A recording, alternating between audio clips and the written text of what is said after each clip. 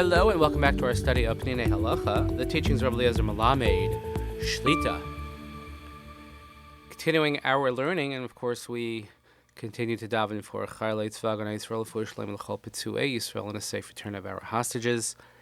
Dedicating our learning Le'ili Nishmat, Seren Daniel Shimon, Rav Duron, V'Sheli Hashem Yikum Damo. Please remember to vote. WZC elections footnotes will contain the voting link. 5 minutes of your time. Slate 5 OIC-MIZRACHI. Super important that every single person who's eligible to can vote. And of course, marking that today is observed Yom HaShoah. Technically on the calendar falling on Friday, but when it's on Friday, it's pushed to Thursday. Yom HaShoah, a day in which we say we remember, we will never forget, remembering the 6 million Kedoshim who died al Kiddush Hashem in the Shoah in Europe in World War II. May their holy souls have an aliyah. Next chapter is Kippah v'Chagura. Tzarech Adam liskonen likras hatfilah v'lira mimnei hadar gaono lismok al shehine hu omed lavo lefnei melech malchei melachim lispalel. So in part of the preparations for davening, a person has to recognize and realize that you're standing in front of the King of all kings, and we try to keep our egos in check. And part of that is standing in an honorable fashion, and we stand in proper clothing, as if one were approaching a king. If you were going to meet a king, yesterday I had a meeting with one of our senators, and I dressed appropriately. Of course, you're going to meet a U.S. senator, and one has to dress appropriately. So, lahavdil elef havdalah. So when you're standing in front of a Kadosh Baruch Hu, the King of all kings, certainly we should dress appropriately. Hagavarim chayvim lechasos es rosham betfilah b'shah haskaras Hashem shemayim uve'eshin nichnas lebeis hakneses. Males always have to have their heads covered during davening, whenever you say Hashem's name, whenever you go into a shul. Amnam bepoel al pi haminig sheiskabel b'Yisrael hagavarim makpidim lachvosh kippah b'meshech kol hayom, and that extended for males that we wear a kippah, a yarmulke, head covering. We wear it all day long, not just at those aforementioned times.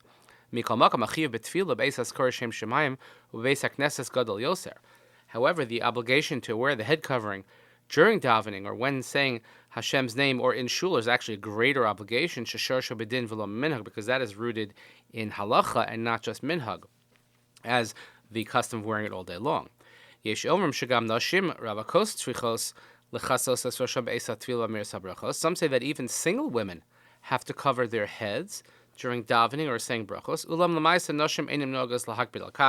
However, our women, and the practical custom is that they do not cover their heads while davening, and only married women do. And in the footnote here, he has a lot to discuss, and also a lot to discuss about the kippah, and he has the tshuva of Rav Moshe Feinstein about how big a kippah has to be and what the proper size is.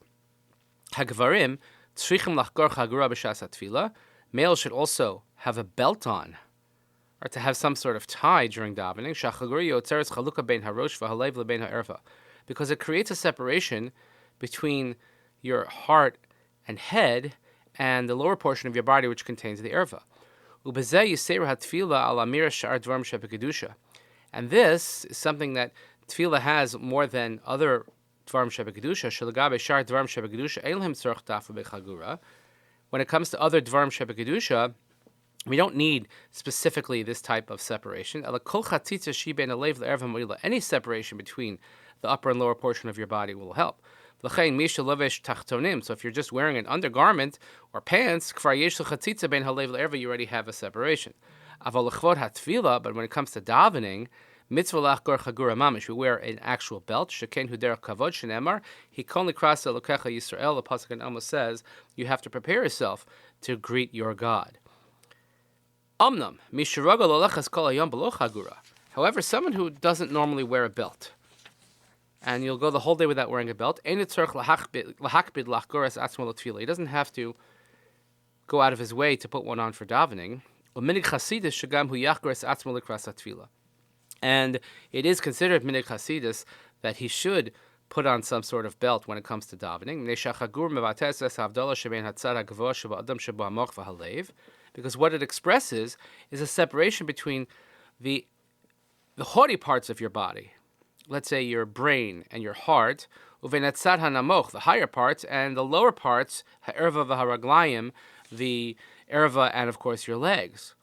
Rov bnei adam shakun betavosehem umocham v'libam truda b'inyan hashav v'chome b'levad. Most people are stuck with desire, and their hearts and their minds are overwhelmed and busy with what's taking place at the moment, and they desire what is in their hearts, whatever they see, and there's lots of physical things they have to deal with. Aval Yisrael shekiblu Torah min Shamayim, but the Jewish nation that received the Torah from Shamayim, misigolam lihisgaber al yitzram liachedes macham libam linyanim shabarama shel olam. We have the gift that we're able to overcome our inclination, and we could focus our hearts and our minds on higher, loftier things. And then we can bring that down to the physical world and we can repair it. And this is what the belt hints at when we daven. When we say the bracha of Ozer Yisrael B'Gvura, and he says, of course, in the parentheses, Gartel. And because of the bracha of Ozer Yisrael B'Gvura, and that's why Hasidim, that even if you're wearing a belt, but they'll have a specific davening belt that they'll wear, and that's what's called a gartel. So if you notice, some people, and it's not just Hasidim, will put on a gartel. This is the reason why they do so. But again, this is part of the physical preparation of understanding a mindset of how we stand, how we dress in shul, how we behave in shul, how we speak in shul. All has to be in this mindset of standing in front of Melech Malchei HaMelachim. So thank you so much for joining. Please continue davening for Chalei Tzvah Ganei Yisrael, for Shlem L'chol Petzui Yisrael, and a safe return of our hostages. Nishmat Seren Daniel Shimon Rav Drum Vasheli Shem Damo. Please remember to vote OIC-MIZRACHI number 5. Remember, today is Yom HaShoah. Thank you so much for listening. We'll see you here next time.